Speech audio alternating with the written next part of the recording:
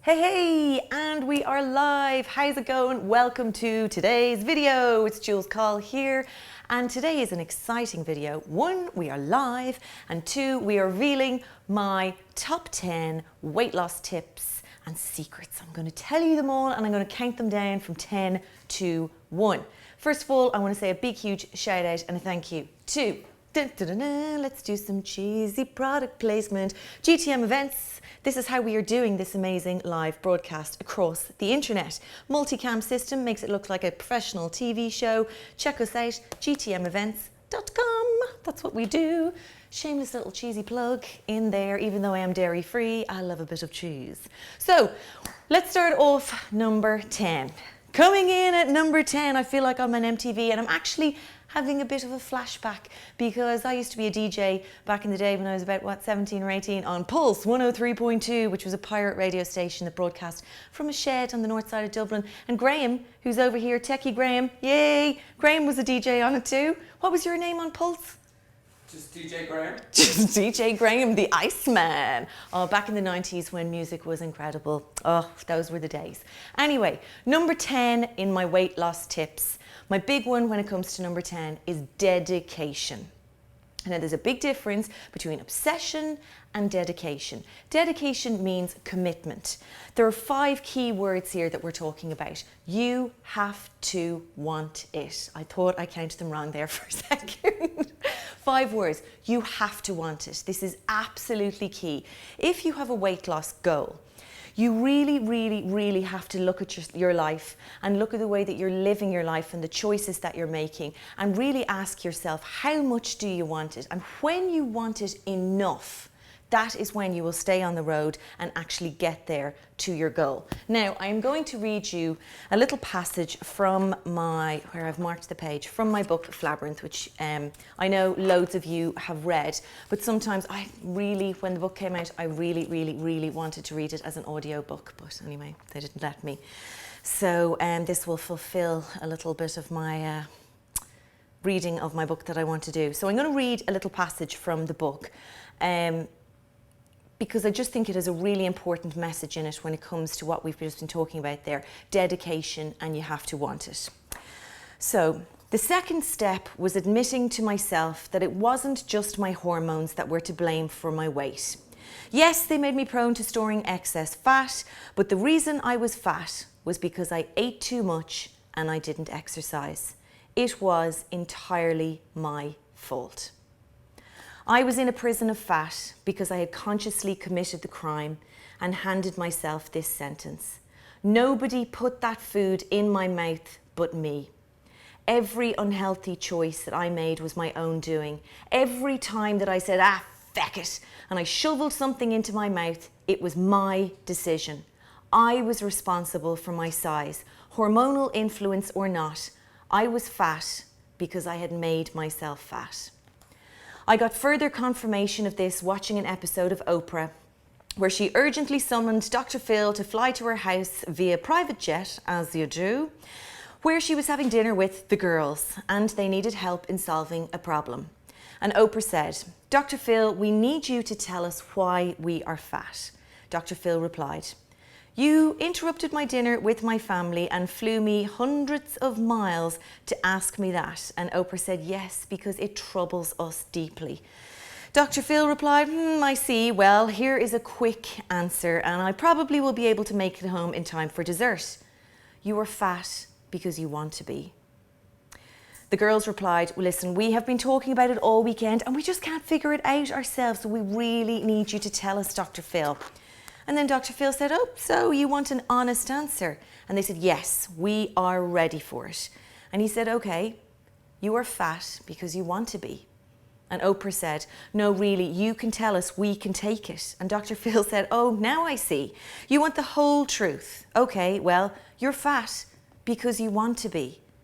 Dr. Phil went on to explain that all of their choices in the past had caused them to gain weight.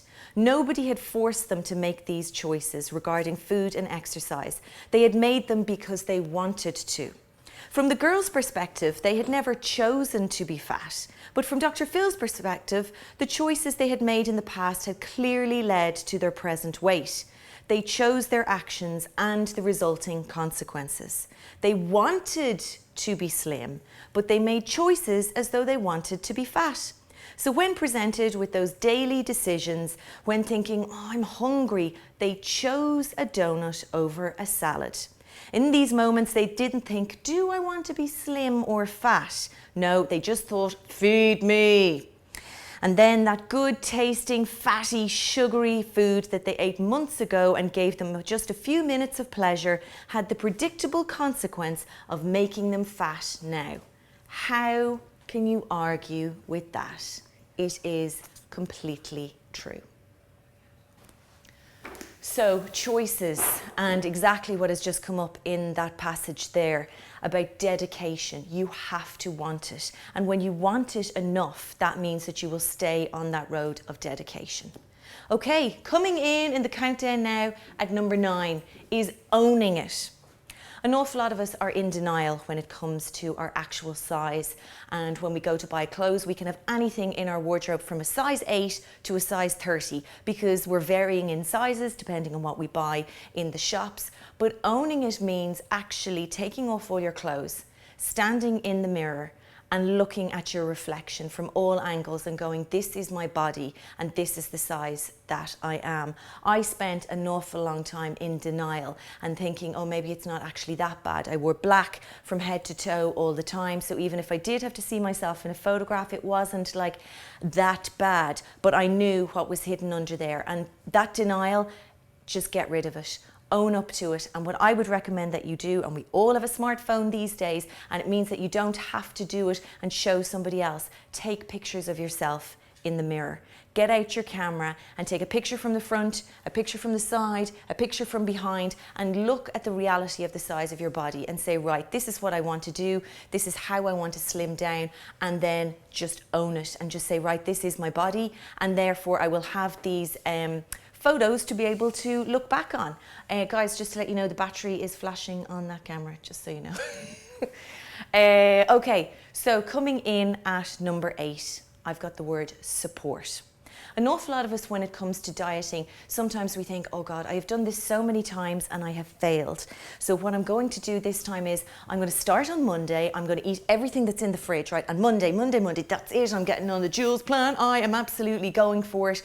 But when Monday rocks around, then you go, okay, I'm going to do it. And then you do it for a couple of days and you're doing it in secret and thinking, right, I can get away with it. And maybe if I don't tell anybody about it, then if I fall off the wagon, it won't matter as much. But if you openly talk about it and say, listen, do you know what? I'm going on a healthy eating plan now. I'm going to up my exercise. I want to improve and increase my health. And I really want to do something about it. And you talk about it with people that you trust and people that you love who are close around you, and your work colleagues and your family and stuff like that.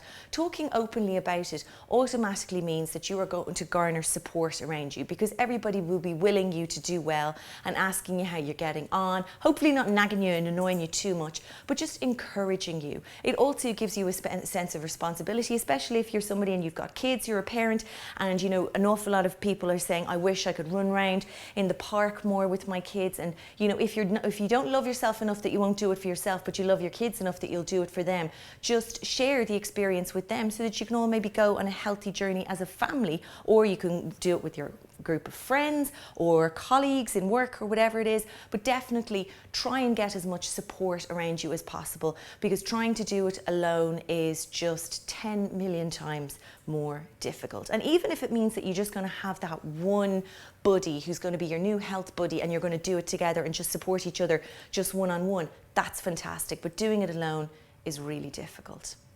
So coming in at number 7, the weighing scales, or as the body coach calls it, the sad step. And I totally agree with him.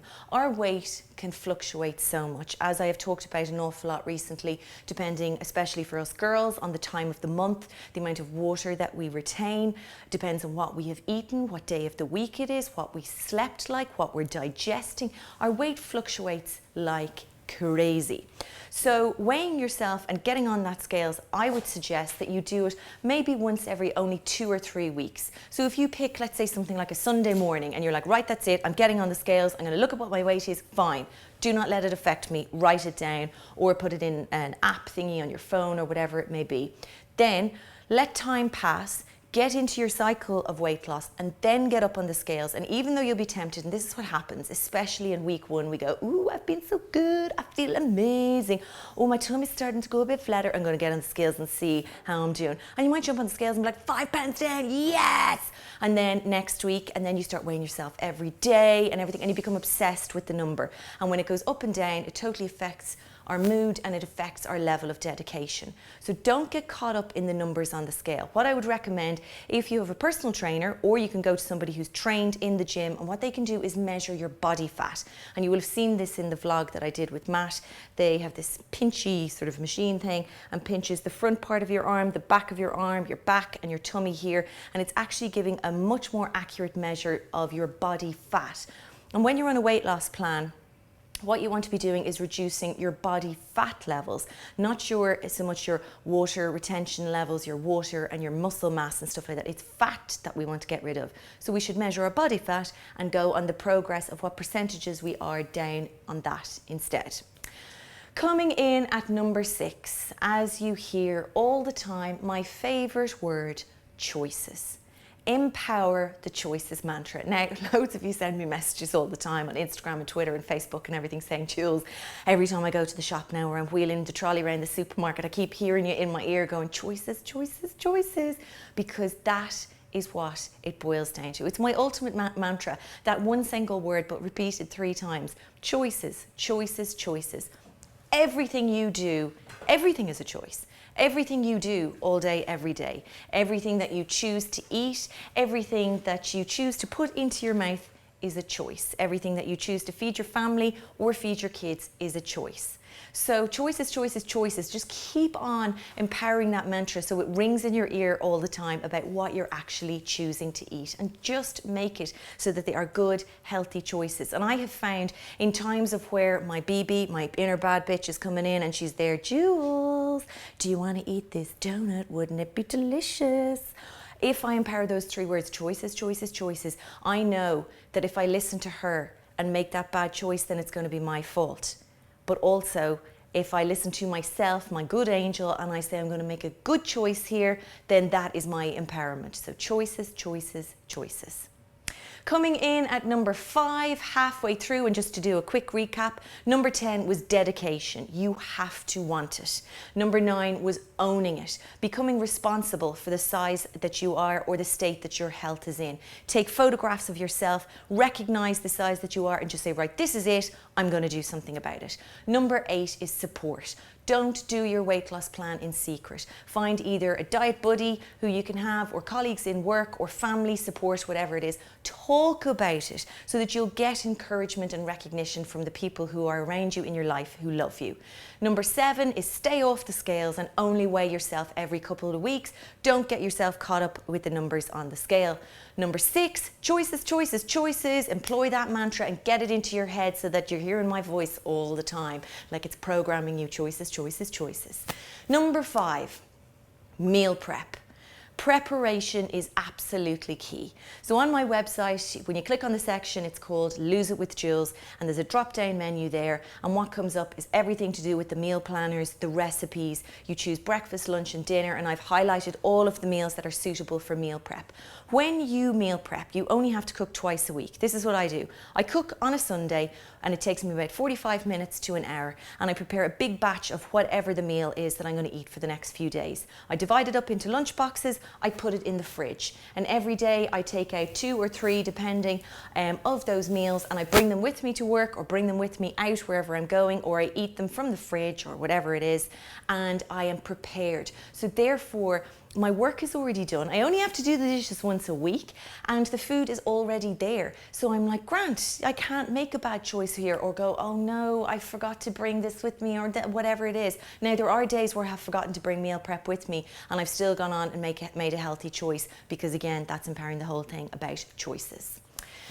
Now, number 4, fitness. You have to move. If you want to shift those pounds, you can do it through diet alone. But if you want to get to your goal as fast as possible, then you have to employ the fitness. And that means that you've got to move your body to burn off those calories and to tone your body. If you want to tone your body, you've got to lift weights and do weights and resistance. If you want to burn off the fat, then you have to do cardiovascular and HIIT sessions, which is high intensity interval training. And if you ask a personal trainer or an expert at the gym, they can bring you through all of that. Now, there's loads of people who are terrified when it comes to going to the gym and they don't want to go there. That means stay at home then and either go out for a walk or stay at home and do an exercise DVD or go onto YouTube and watch some fitness sessions and stuff like that and follow along with them and move your body. Just move your body, get that blood pumping, get the sweat going, and you will feel fantastic. It will accelerate you to your goal, and also it will release endorphins, which will make you happy and make you feel good so that you'll want to do even more of it. Number 3. Now, you know, I'm sorry, I just have to get some water. You know, I bang on about this all the time. Sugar, sugar, sugar, sugar. Now, why do I bang on about sugar all the time? I'll tell you. We have a massive, massive crisis in Ireland when it comes to our consumption of sugar.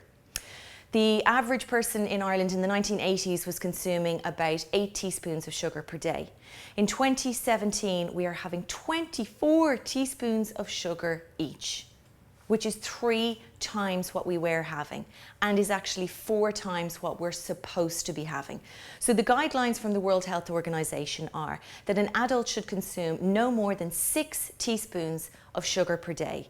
A child, 4 teaspoons, and an under 2, no teaspoons whatsoever. Yet we are shoveling fizzy drinks, sugary cereals, chocolate bars, highly processed sugary foods into our gobs, left, right and centre. Now obviously it has multiple health, what's the opposite of health benefits? Health detrimental influences to our health.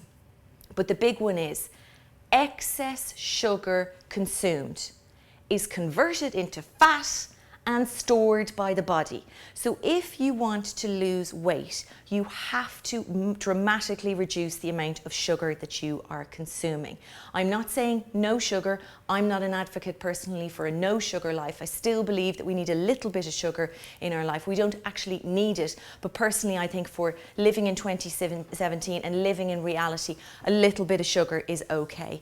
So like, let's say for example, when I have my scrambled eggs, I'd like to have a teaspoon of Ballymaloe relish with it. That's 1 teaspoon of sugar because Ballymaloe is riddled with sugar, and yet I choose to have that because it's within my 6 a day, so a little bit of sugar is okay. But the amount that we are drinking and eating in Ireland is absolutely crazy. So I can't repeat it enough. Excess sugar consumed is converted to fat by the body and stored. So if weight loss is your goal, keep the sugar down to a minimum. So number 2, it's water, hydration. Hydration is vital when you are on a weight loss journey. We should be drinking around 2 to 3 litres of water per day. Most people in Ireland don't drink enough water at all. So the reason why, especially if weight loss is our goal, why we need to drink water? Well, one is because we need to keep ourselves hydrated and we need to keep flushing out our body and our full digestive system all the time. Especially if we're going to be exercising, we need to keep our hydration levels up too. The other big reason is that all of the fat cells that are in your body, when you actually lose weight, what happens? You metabolize the fat and turns into energy, right? So the fat, imagine that this is a fat cell and inside it is the actual fat itself. When your body goes to burn that up and turn it into energy, the fat cell implodes in on itself. Now, it doesn't actually disappear. The fat content that was inside that actually turns into energy and we actually excrete it out, and most of it we actually breathe out, which I learned when I was writing Labyrinth and I thought was fascinating. So immediately I thought, oh my God, will I go on the hyperventilation diet? If I breathe really fast, will that breathe out loads of fat? But no, it doesn't work like that. So those fat cells, as soon as the body goes, right, we need to go into the reserves now to use energy, the fat energy that's on the inside of them shrinks out and is used and processed by the body, and therefore this is us getting slimmer. But this is why we need hydration. If that fat cell is not hydrated, the body can't utilize the fat energy that's inside it to turn it into energy to make you slimmer. So when you're hydrated, your fat cells are hydrated and therefore they can be metabolized and utilized. This is why the water is so important. And finally, number 1 on my list of weight loss tips and secrets, the absolute key to it all. So much of a key that I had to write an entire book about it. I believe, in my experience, the number 1 thing when it comes to weight loss is addressing the emotional issue as to why you are overweight. So overweight as in, you know, for whatever you would consider to be overweight, whether you feel like you've got a few extra pounds or else you have a real health crisis and you are actually obese. In my experience, I mean, I used to watch weight loss programs on TV all the time. And of course, I'd be sitting there with my cup of tea, a load of biscuits and a bar of chocolate. And I'd be bawling my eyes out watching them. And I'd be watching people go through a transformation. And I know it was the same for people watching me in my documentary, and they were bawling their eyes out and getting emotional about my transformation. And I'd be looking at these TV programs and I'd be saying to myself, I can see why that person is overweight. They were either bullied as a child, or they had a miscarriage, a divorce, some sort of traumatic event from the past, or whatever it may be. And I'd be there going, why, that's their excess emotional baggage being represented within their body. And I looked to myself to see what my emotional baggage was. And you know, you all know this story, most of you, and it's in my book and in my documentary, whatever. I was looking in the wrong direction personally. I wasn't holding on to negative baggage. I was holding on to positive baggage, because what I was doing was rewarding myself with food. So for positive emotions like, Jules, you've done a great day at work, pat yourself on the back there, why don't you have a cup of coffee and have a muffin to go with it? And I was constantly rewarding myself with food, and so much so that I blew up and I had an extra 9 stone of rewards that I was carrying around with me. So my advice to everybody always is, when it comes to weight loss, you've got to fix and sort out your head first. And even if that means, and I always recommend this, go and see a therapist. Go and see a specialist that you can actually talk to and say, listen, this is my life. And sometimes people say, well, you know, like, I have had a great life, I don't know what it could be. Sometimes it takes an independent, professional person to kind of pick through your brain and work out your relationship with food, work out your relationship with your body, when you put on weight, why you put it on, and analysing all of that and working on healing it and letting it go, I absolutely believe is the key to sustainable weight loss. Because an awful lot of us go on diets, lose weight, put it back on, lose weight, put it back on, lose weight and put it back on. But for losing weight and sustaining it and keeping it off, and I'm an example of that, I worked out that I was rewarding myself with food. I stopped that day, and every time I went to reward myself with food, I said, I'm not doing this anymore. And it took me 21 days to break that habit and change that pattern of behaviour. And then over the course of time, I kept my weight off for 18 months. Then another emotional issue came up. I had no idea this was going to happen in my life. I couldn't have predicted it, but I was suffering from depression and anxiety, and I put back on 2 stone. So that's another example of emotions being related to my body. I went comfort eating, and now I'm on a mission sorting out my head, and therefore my body will fall in line. So I highly recommend that you go into your head, find out whatever it is, that deep cause that's in there.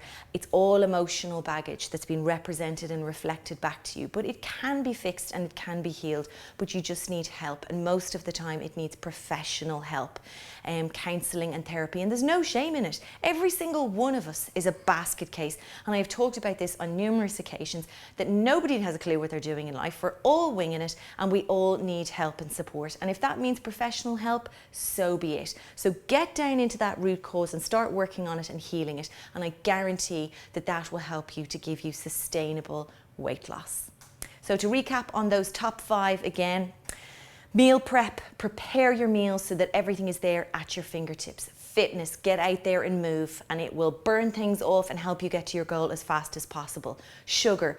If you want to lose weight, keep your sugar down to a minimum. We're eating way too much sugar in Ireland. We're the 3rd highest consumers of chocolate in the world. So get down the sugar, try and wean yourself off it, and just every time it comes up to have a choice, just say, I choose not to have this. Water. Keep yourself hydrated. To keep your body flushed out, it's also going to make you look younger, but it is also going to rapidly increase the weight loss loss process. And number 1, sort out the emotional issues behind the excess weight.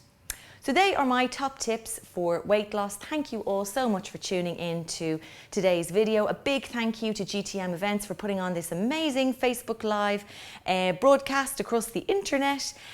All the information about all of this is all up on my website, julescall.com. And a big huge thank you to the supporter of my vlog, Havana Skin Clinic. Check out their website, it's havanaskinclinic.com. From me, Jules, signing off. I will see you here for tomorrow's vlog at 6.